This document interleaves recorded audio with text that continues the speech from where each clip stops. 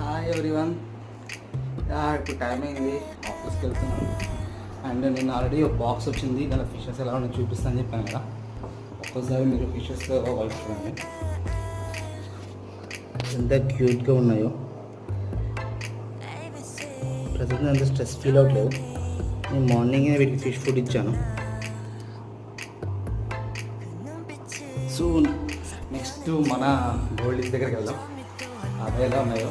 And plants కూడా వచ్చాయి కదా, అవి కూడా చూడండి. ఇవి ప్లాంట్స్ వచ్చాయి, ఇలా సెట్ చేసుకున్నాను.